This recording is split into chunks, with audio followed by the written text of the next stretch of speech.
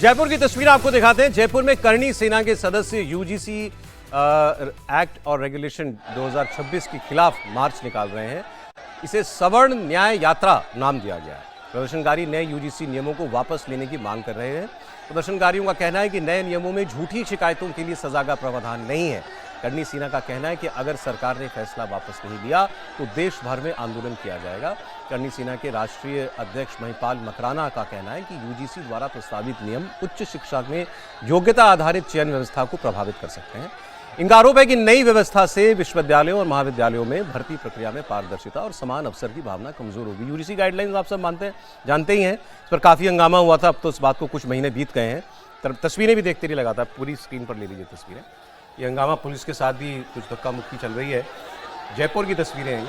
UGC guidelines थी, जातीय भेदभाव रोकने के लिए उच्च शिक्षण संस्थानों में सख्त प्रावधान किए गए थे, लेकिन उसको फिर सवर्ण समाज ने उसको अपने प्रति एक तरफा कार्रवाई वाले प्रावधान माने थे और ये कहा था कि इसमें निहित है कि कोई भी भेदभाव होगा तो वो सवर्ण समाज का बच्चा करेगा, ये मान के ये गाइडलाइंस बनाई हुई है।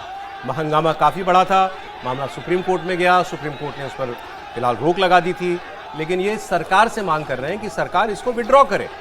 सरकार की गर्दन इसलिए फंसी हुई है क्योंकि कई बैकवर्ड पॉलिटिक्स करने वाली कई पार्टियां जो हैं, उनका दबाव, पिछड़ी जातियों की पॉलिटिक्स करने वाली कई दलों का ये दबाव है कि अगर ये वापस ली गई तो फिर हम सड़क पर उतरेंगे और यहाँ सवर्ण समाज से जुड़े संगठन वो सड़क पर उतरेंगे।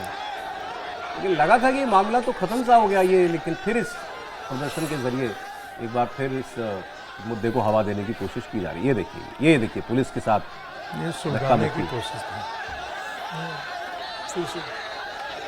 अभी क्योंकि जानबूझ किसी को अपने साथ गलत होता हुआ लगे उसका हक है कि वो उसको उठाए, लेकिन एक बार जब मामले में सुप्रीम कोर्ट ने कुछ एक्शन लिया है, फिलहाल गाइडलाइंस इन्फोर्स नहीं है ना सर? नहीं है ना। पहली बात तो ये जान लीजिए कि जो करणी सेना का कहना है कि इससे भर्ती प्रक्रिया प्रभावित होगी, तो भर्ती प्रक्रिया का और इससे इस यूजीसी गाइडलाइंस का कोई लेना देना नहीं है।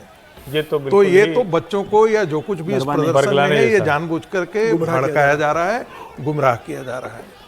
दूसरी बात, जो भेदभाव को लेकर जो एससी एसटी के साथ था वही ओबीसी पर भी लागू कर दिया के संदर्भ में भी लागू कर दिया गया था। तो उनका कहना था कि भाई अब तक तो हम लोग एससी एसटी का झेल रहे थे, अब जो है वो गलत आरोपों को झेल रहे थे, अब जो है वो ओबीसी का भी है। ओबीसी कई जगह डोमिनेंट कास्ट भी है।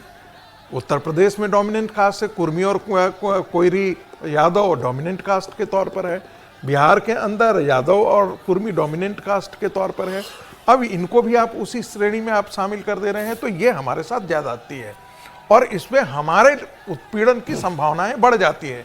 तो इस चीज को लेकर के बच्चों का एक रिजर्वेशन था। नहीं, वो होना, वो जायज रिजर्वेशन नहीं, वो जायज था। दूसरी बात, एक बहुत बड़ा तबके में जो भारतीय जनता पार्टी का समर्थक है उसके मन में कहीं ना कहीं ये बात घर कर ये है कि भाई आप एससी एसटी ओबीसी के मुद्दे पर तो आप एक्स्ट्रा माइल चल देते हैं, जब सवर्णों की बात आती है तब आप उस पर जो है, ये आपका अपना वोट बैंक है, आपका कंसोलिडेटेड वोट बैंक है। अभी हम लोग हर साथ हम साथ खड़े होते हैं। बांकीपुर की जब बात कर रहे थे, जो है वो हमारा साथ लोगों ने बताया कि भाई ये भी एक मुद्दा रहा है लोगों के मन में, सवर्णों के मन में एक रोष है और वो जरूर वो भी शायद दिखाई दे रहा है। लेकिन मैं फिर अगेन वही कह रहा हूं भाई, ये किसी भी रूप में समाज के लिए अच्छा नहीं है। ये सरकार की गलती थी, इसमें कोई शक नहीं है, लेकिन जब एक बार मामला ठंडा पड़ गया तो इसको दोबारा कुरेदना भी ठीक नहीं है।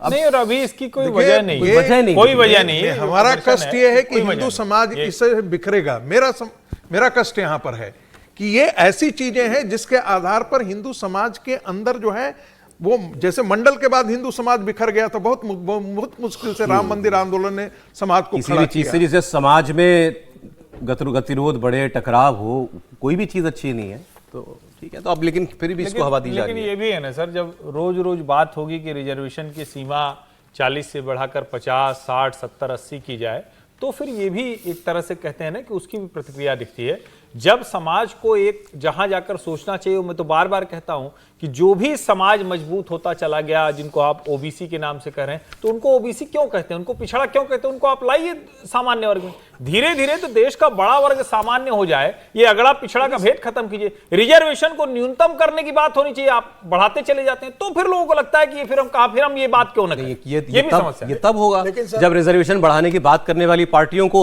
इसमें फायदे की जगह नुकसान दिखाई देने लगे। ऐसा करें लोग कि उनको नुकसान हो। देखिए, ये तो लोगों को सोचना है। राहुल गांधी रोज कहते हैं आरक्षण बढ़ाओ।